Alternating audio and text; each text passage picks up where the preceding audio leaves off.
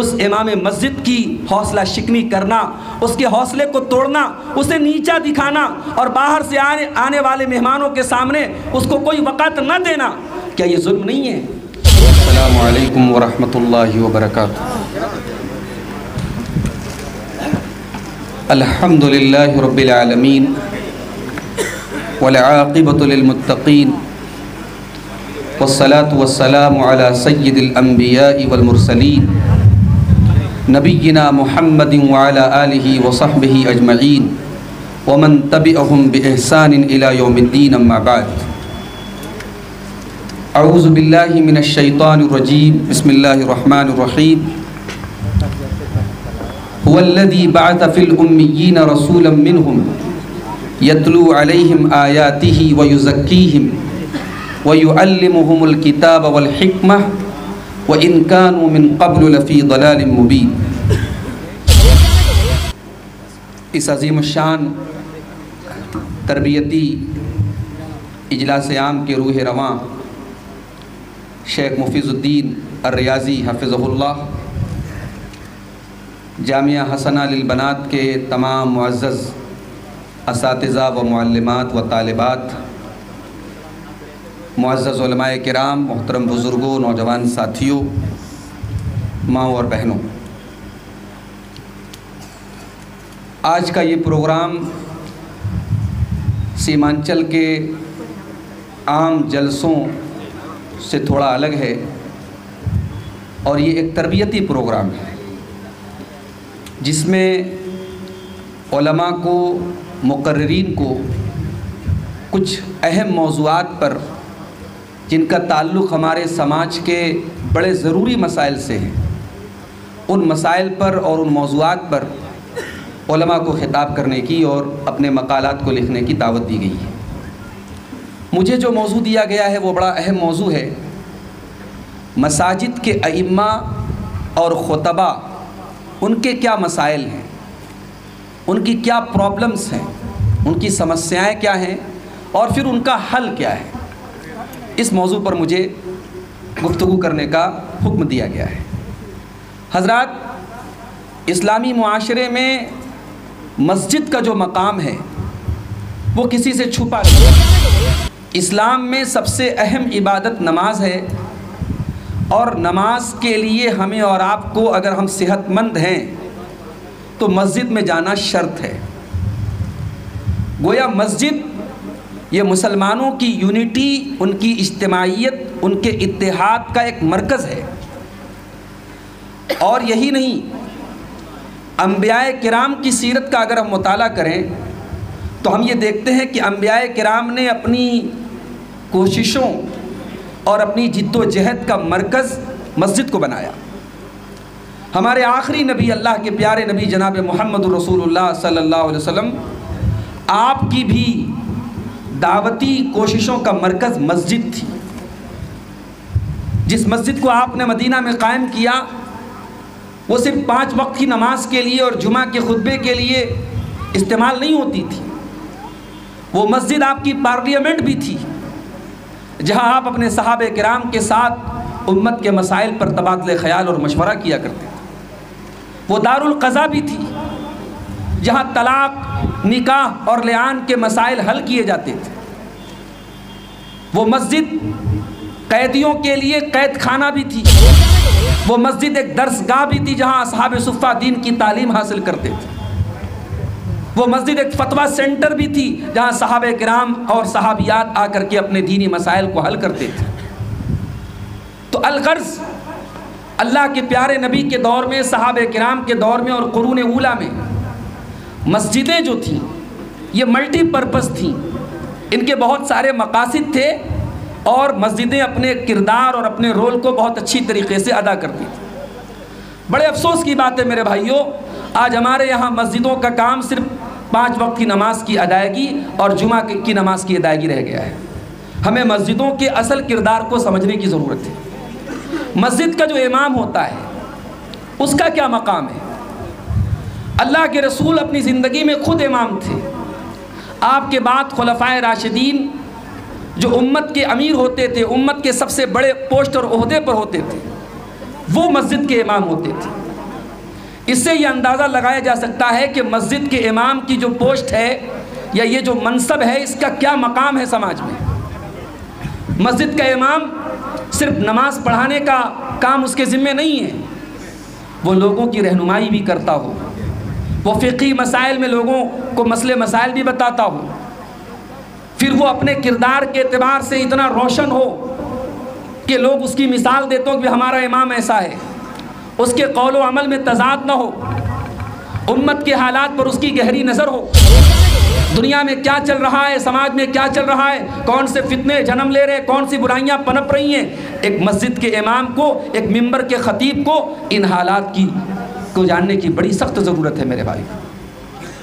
میرا موضوع ہے کہ ان ائمہ اور ان خطبہ کے مسائل کیا ہیں۔ مسائل کی اگر ہم بات کریں تو جو سب سے پہلا مسئلہ ہے وہ ہے فائنینشیل مسئلہ۔ آج ملک کی ایک بڑی تعداد میں مسجدوں کے ائمہ کی تعداد ایسی ہے جن کی مہینے کی تنخواہ ایک معمولی مزدور کو مہینے میں ملنے والی مزدوری اور پیسے سے بھی کم ہے، اور ہم یہ کہہ کر کے اپنے دل کو تسلی دے لیتے ہیں کہ صاحب مولوی کے پیسے میں بڑی برکت ہے، مولوی بیچارہ بڑی کم تنخواہ میں گزارا کر لیتا ہے۔ بھائی برکت کے لفظ کو بدنام نہ کیجئے، 5-6 ہزار کی معمولی سی تنخواہ پر نہ جانے کتنی مسجدوں کے ائمہ آج اپنا کیسے گزارا کر رہے ہیں۔ امت کو اور امت کے سرمایہ داروں کو، امت کے مالداروں کو، امت کے خوشحال لوگوں کو کیا یہ سوچنے کی ضرورت نہیں ہے؟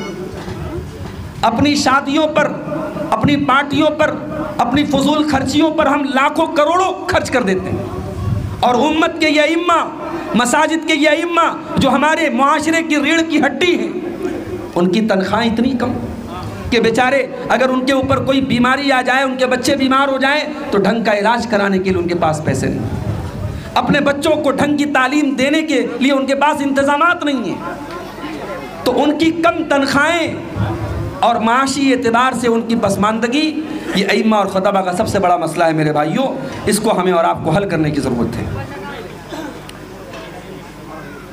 اور یہی وجہ ہے کہ اس وقت ہمارے مدارس سے جو طلبہ فارغ ہو رہے ہیں وہ مسجد کے امام بننا نہیں چاہتے۔ ہمارے پاس ملک کے طول و عرض سے فون آتے ہیں، مولانا ہماری مسجد کے لیے کوئی ڈھنگ کا امام بتا دو، ڈھنگ کا امام بتا دو، ہم اچھی تنخواہ دینے کو تیار ہیں، مگر باصلاحیت جو فارغین ہیں، جن کے پاس اچھا بولنے کی، اچھا لکھنے کی صلاحیت ہے، وہ نہیں آنا چاہتے اس لائن میں، وہ نہیں چاہتے لوگوں کے تانے سننا، وہ نہیں چاہتے لوگوں کے غلام بننا۔ اس لائن کو اور اس فیلڈ کو آج اتنا مطعون کر دیا گیا کہ آج مسجد کی امامت اور ممبر کی خطابت کو لوگ قبول نہیں کرنا چاہتے۔ تو یہ سب سے بڑا مسئلہ ہے میرے بھائیوں، ہمیں اپنے ائمہ اور اپنے خطبہ کی معاشی حالت کو سدھارنے کی ضرورت ہے۔ ہمارے سماج میں ایک میڈیم، جو ایک معیار زندگی، میں یہ نہیں کہتا بہت ہائی فائی، ایک میڈیم جو معیار زندگی ہے، کیا ہماری مسجد کے امام کو اس معیار زندگی کے مطابق بھی زندگی گزارنے کا حق حاصل نہیں ہے؟ جو ہم اوسط چیزیں کھاتے ہیں، اوسط چیزیں پہنتے ہیں، اور ایوریج جو زندگی کا معیار ہے، کیا ہمارے ائمہ کو وہ معیار زندگی اپنانے کا بھی حق حاصل نہیں ہے؟ یہ پہلا مسئلہ ہے جس پر ہمیں غور کرنے کی ضرورت ہے۔ دوسرا بڑا مسئلہ، اکثر مساجد میں ائمہ کے لیے اور خطبہ کے لیے فیملی کوارٹر کا انتظام نہیں ہے۔ ہم رہائش کے نام پر ایک چھوٹی سی کوٹھری بڑی مشکل سے مہیا کرتے ہیں اپنے مسجد کے امام۔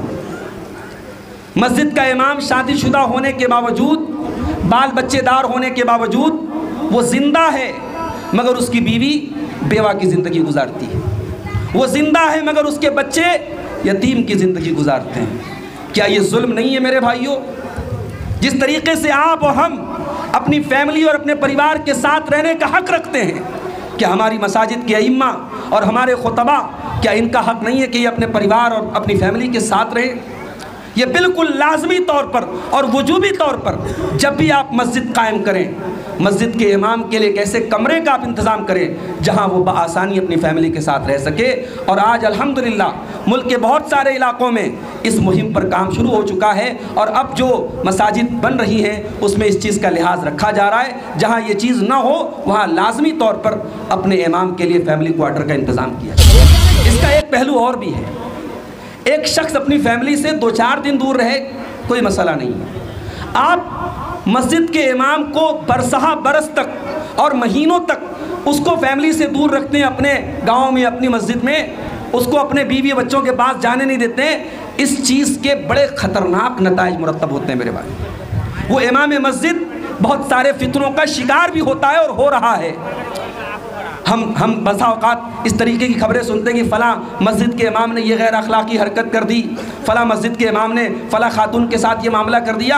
ان معاملات کی جڑ میں یہ چیز بھی ہے کہ ہم نے ان ائمہ کو اور ان خطبہ کو ان کی فیملی سے دور رکھا ہے، اور ظاہر ہے ایک انسان کی جو ضروریات ہے اگر ان کے جائز راستوں کو بند کیا جائے تو حرام راستے آٹومیٹک کھلنے لگتے ہیں۔ تو یہ تمام فتنے بھی اس چیز سے جنم لے رہے ہیں۔ ہمیں اپنے ائمہ کے لیے فیملی کوارٹر کا انتظام ہر حال میں کرنا چاہیے۔ ایک اور مسئلہ ہے، ہم یہ چاہتے ہیں صاحب ہماری مسجد کا امام لیٹسٹ موضوعات پر تقریر کرے، امت کے مسائل پر گہری نظر رکھے، اس کی تقریر بڑی مدلل ہو، اس کا خطبہ حالات کی عکاسی کرتا ہو۔ تو بھائی صاحب آپ نے اس کو فیسلٹیز کیا دی ہیں؟ اکثر ائمہ کو مطالعے کے لیے جو ضروری کتابیں ہیں وہ کتابیں بھی ان کو پرووائڈ نہیں کی جاتی۔ ائمہ اور خطبہ کو اگر آپ ایک معیاری خطیب آپ اپنی مسجد میں چاہتے ہیں، آپ یہ چاہتے ہیں آپ کی مسجد کا امام جب تقریر کرے مدلل تقریر کرے، حالات کے مطابق تقریر کرے، تو آپ اس کو کتابیں فراہم کیجیے، اس کو احادیث کی شروحات لا کے دیجیے، اس کو تفسیر کی کتابیں لا کے دیجیے، اس کو مختلف موضوعات پر جو کتابیں وہ طلب کرے وہ کتابیں مہیا کیجیے۔ اور یہ چیز اس کا تعلق بجٹ سے ہے۔ مسجد کی کمیٹی جیسے مسجد کے تمام ضروریات کے لیے بجٹ رکھتی ہے اور بجٹ نکالتی ہے، اس چیز کو بھی اپنے بجٹ کا ایک حصہ بنایا جائے اور ایک چھوٹی موٹی سی صحیح ایک لائبریری قائم کی جائے جو امام کے مطالعے کے لیے خاص۔ اور آج کے دور میں بہت سارے علماء الحمدللہ ٹیکنالوجی کے میدان کے بھی ماہر ہیں، وہ لیپ ٹاپ اور موبائل کے ذریعے بھی لکھنے پڑھنے کا کام بخوبی کرتے ہیں، تو وہ اور آسان کام ہے۔ ایک ڈھنگ کا لیپ ٹاپ اور ایک اچھا انٹرنیٹ کنیکشن اگر مہیا کر دیا جائے تو ائمہ مساجد کے مطالعے کے لیے اور ان کی تقاریر کی تیاری کے لیے بڑی آسانی ہو سکتی ہے۔ یہ بھی ایک بڑا اہم مسئلہ ہے جس پر ہمیں توجہ دینے کی ضرورت ہے۔ ایک بڑا مسئلہ مساجد کی جو کمیٹیاں ہیں، وہ کمیٹیاں بسا اوقات ائمہ کا استحصال کرتی ہیں، انہیں پریشان کرتی ہیں، انہیں ضروری چیزوں کے لیے چھٹیاں نہیں دیتی ہیں، ذرا سی باتوں پر ان کی تنخواہیں کاٹتی ہیں، اور کبھی کبھی ان کی تنخواہوں میں بڑی تاخیر کی جاتی ہے، جبکہ لوگ یہ جانتے ہیں کہ یہ مساجد کے ائمہ اور خطبہ ایک تو بڑی محدود آمدنی میں یہ زندگی گزار رہے ہیں اور پھر اسی آمدنی کے اوپر ان کا انحصار ہے۔ اگر ہم نے وقت پر ان کو تنخواہ نہ دی تو بہت سارے مسائل میں وہ گرفتار ہو سکتے ہیں۔ اس کے باوجود بہت ساری مساجد کی کمیٹیاں ان ائمہ کا استحصال کرتی ہیں۔ کہیں تو اتنی سختی ہے کہ صاحب آپ ہماری مسجد کے امام ہیں تو آپ کہیں پڑھا نہیں سکتے۔ وہ بیچارہ اگر سوچے کہ ہم سائٹ سے کچھ انکم کر لیں، کچھ اپنے معیار زندگی کو اور بہتر کر لیں، کچھ ہماری آمدنی کے ذرائع بڑھ جائیں، مسجد کی کمیٹی الاؤ نہیں کرتی۔ ٹیوشن نہیں پڑھا سکتے آپ، کسی مدرسے میں نہیں پڑھا سکتے آپ، معمولی تنخواہ اور سختیاں اتنی کہ شاید کسی گورنمنٹ سرونٹ کے اوپر بھی اتنی سختیاں نہیں ہوتی ہیں۔ میرے بھائیوں، مساجد کی جو کمیٹیاں ہیں ان کے ذمہ دار عام طور سے کوئی سرمایہ دار ہوتے ہیں، کوئی گاؤں کے بڑے لوگ ہوتے ہیں، شہر کے وزندار لوگ ہوتے ہیں، وہ تعلیمی اعتبار سے بڑے لائق فائق لوگ نہیں ہوتے۔ وہ اس امام پر روب کاٹتے ہیں جس نے 10-12 سال مدرسے میں زندگی گزاری ہے، جس نے اساتذہ سے تعلیم حاصل کی ہے، جو علم میں صلاحیت میں ان جاہل کمیٹی کے ذمہ داروں سے کہیں زیادہ آگے ہے، اور یہ سیٹھ لوگ، یہ ذمہ دار لوگ اس کے اوپر روب چھاڑتے ہیں، اسے غلام بنا کے رکھتے ہیں، اسے بدتمیزی اور بیہودہ پن سے اسے مخاطب کرتے ہیں۔ یہ بہت بڑا استحصال ہے جس پر آج ہمیں اور آپ کو غور کرنے کی ضرورت ہے اور ائمہ مساجد کو ان کا حق دلانے کی ضرورت ہے۔ اسی طریقے سے ایک بڑا مسئلہ یہ بھی ہے کہ کہیں اگر کوئی پروگرام ہوتا ہے، کوئی اجلاس ہوتا ہے اور اس میں باہر کے علماء آتے ہیں تو ہم یہ منظر بھی ہم دیکھتے ہیں کہ باہر کے علماء کی تو ماشاءاللہ بڑی پذیرائی ہے اور ہونی بھی چاہیے، لیکن جو اس محلے کا، اس علاقے کا جو امام ہے اس کے ساتھ بڑی ناانصافی ہوتی ہے، اس کی بڑی حوصلہ شکنی ہوتی ہے، جو بیچارہ سال بھر آپ کی مسجد پہ خطبہ دے رہا ہے، آپ کے محلے میں آپ کے گاؤں میں پروگرام ہوا، آپ اس اسٹیج پر اسے 5-10 منٹ بولنے کا بھی حقدار نہیں سمجھتے ہیں؟ کیا یہ ظلم نہیں ہے میرے بھائی؟ اس امام مسجد کی حوصلہ شکنی کرنا، اس کے حوصلے کو توڑنا، اسے نیچا دکھانا اور باہر سے آنے والے مہمانوں کے سامنے اس کو کوئی وقت نہ دینا، کیا یہ ظلم نہیں ہے؟ اس پہلو پر بھی ہمیں غور کرنے کی ضرورت ہے۔ ائمہ مساجد کے ساتھ یہ ظلم بھی ہو رہا ہے۔ اسی طریقے سے ہم یہ دیکھتے ہیں کہ ہمارے یہاں جب کوئی شادی وغیرہ ہوتی ہے، کوئی تقریب ہوتی ہے، تو ہم اس تقریب میں، اس شادی بیاہ میں، اس دعوت میں ہم تمام لوگوں کو شریک کرتے ہیں۔ امام صاحب کو ہم تب بلاتے ہیں جب ہمیں نکاح پڑھوانا ہو۔ امام آپ کے معاشرے کا ایک اہم فرد ہے، اپنے خوشی اور غم میں آپ شریک کریں اسے، اور امام کو بھی چاہیے کہ وہ صرف ایک کھانا پوری نہ کرے، اسے یہ احساس نہ ہو کہ میں تنخواہ پا رہا ہوں 5 ٹائم کی نماز کا، وہ اس سماج کا ایک حصہ بنے، اس سماج کے سکھ دکھ کا ایک حصہ بنے۔ اللہ کے پیارے نبی صلی اللہ علیہ وسلم صحابہ کرام کے ساتھ کیسے رہتے تھے میرے بھائیوں؟ اگر کبھی کوئی صحابی مسجد میں نظر نہ آتا، اللہ کے نبی اس کا حال دریافت کرتے۔ اگر معلوم ہوتا کہ وہ بیمار ہے، اللہ کے پیارے حبیب اس کی تیمارداری کے لیے جاتے۔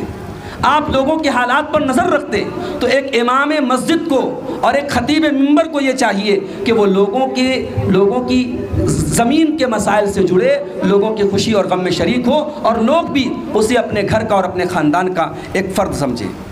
اسی طریقے سے ائمہ اور خطبہ کے مسائل میں ایک بڑا مسئلہ یہ بھی ہے کہ شہر اور علاقے کے جو ائمہ ہوتے ہیں ان کا آپس میں کوئی ربط نہیں ہوتا، جبکہ آج بہت آسان ہے۔ آج واٹس ایپ پر کوئی گروپ بنایا جا سکتا ہے، آج ٹیلی گرام پر کوئی چینل بنایا جا سکتا ہے جس میں مان لیجیے ارریہ کا علاقہ ہے، کٹیہار کا علاقہ ہے، سیمانچل کا علاقہ ہے، پورے علاقے کے جو ائمہ ہیں ان کا ایک پلیٹ فارم ہو، ایک گروپ ہو جس میں تمام مساجد کے ائمہ اور خطبہ جڑے ہوں۔ اس سے کئی ایک فائدے ہیں۔ بسا اوقات ایسا ہوتا ہے کسی امام کے ساتھ کوئی مسئلہ ہے تو اس مسئلے سے سب کو واقفیت ہو جاتی ہے اور لوگ ایک دوسرے کا تعاون بھی کر سکتے ہیں۔ اور دوسری چیز ہے کہ کبھی کبھی ایسا بھی ہوتا ہے کہ کوئی ایک موضوع پر تمام مساجد میں خطبہ دینے کی ضرورت، کوئی ایسا موضوع ہوتا ہے جو وقت کی ضرورت ہوتی ہے، جو بڑا حساس موضوع ہوتا ہے۔ اگر اس طریقے کا متحدہ پلیٹ فارم ہو تو تمام ائمہ اس ایک موضوع پر بیک وقت خطاب کر سکتے ہیں۔ اس طریقے کا ایک متحدہ پلیٹ فارم بھی ائمہ کا ہونا چاہیے۔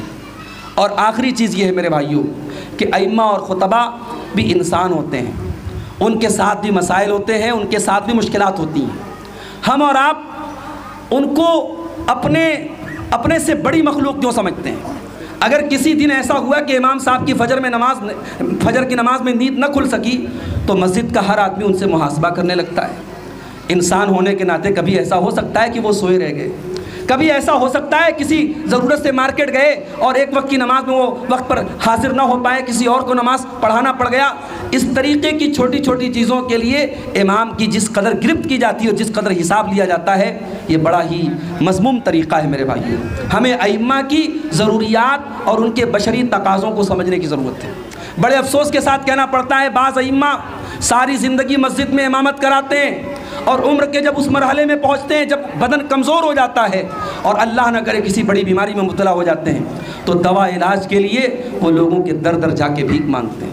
ہمیں کوئی ایسا نظام بھی بنانا پڑے گا، ایک گورنمنٹ نوکری کرنے والا، سرکاری نوکری کرنے والا جب ریٹائر ہوتا ہے 60 سال کے بعد، اس کے لیے پینشن کا انتظام ہے، اس کے مستقبل کے لیے ایک سہارا ہے۔ وہ امام مسجد جس نے ساری زندگی آپ کے بچوں کو قرآن پڑھایا، آپ کو ممبر سے تقریریں کر کے آپ کے معاشرے کی اصلاح کی اور آپ کو نماز پڑھاتا رہا، آج عمر کے جب اس مرحلے پر ہے، جب وہ کمزور ہو چکا ہے، ریٹائر ہو چکا ہے، کام کرنے کے لائق نہیں ہے، تو وہ بیچارہ نان شبینہ کے لیے دوسروں کا محتاج ہو جائے، دوا علاج کے لیے دوسروں کا محتاج ہو جائے، لوگوں سے مدد مانگتا پھرے، یہ طریقہ مناسب نہیں ہے میرے بھائی۔ ہم نے اس معاشرے میں ان ائمہ کو دیکھا جن کی جوان لڑکیاں ہیں، ان کی شادیوں کے لیے ہم نے لوگوں کو بھیک مانگتے دیکھا۔ ابھی آج ایک صاحب میرے پاس آئے، مولانا میری 3 بیٹیاں ہیں، غریب آدمی ہوں، مسجد میں نماز پڑھاتا ہوں، رمضان میں میں حافظ نہیں ہوں، 3-4 پارے یاد ہیں، میں رمضان میں تراویح بھی پڑھاتا ہوں۔ اب لوگوں کو اس پر بھی اعتراض ہے کہ نہیں ہم حافظ کو لائیں گے، آپ حافظ نہیں ہیں، اب حافظ کو لا کے تراویح پڑھائیں گے اور رمضان میں اس امام صاحب کو بیچارے کو جو ہدیہ وغیرہ ملتا ہے وہ اس کو نہیں ملے گا۔ وہ درد انہوں نے آ کے مجھے بیان کیا۔ میرے بھائیوں، ہم اپنے ائمہ اور اپنے خطبہ کی ان کو معاشی اعتبار سے اتنا فارغ کر دیں کہ وہ کسی کے محتاج نہ رہیں۔ یہ چند مسائل اور اس کے تعلق سے چند دل کی باتیں تھی جو میں نے آپ کے سامنے رکھی ہیں۔ اللہ سے دعا ہے رب العالمین ہمیں اپنے ائمہ اور خطبہ کا احترام کرنے اور ان کا حق انہیں دینے کی توفیق عطا فرمائے۔ رب العالمین ہمیں علماء سے جڑنے کی، علماء حق سے جڑنے کی اور ان کی صحیح تعظیم و احترام کرنے کی توفیق عطا فرمائے۔ آمین وآخر دعوانا الحمدللہ رب العالمین، والسلام علیکم ورحمۃ اللہ وبرکاتہ۔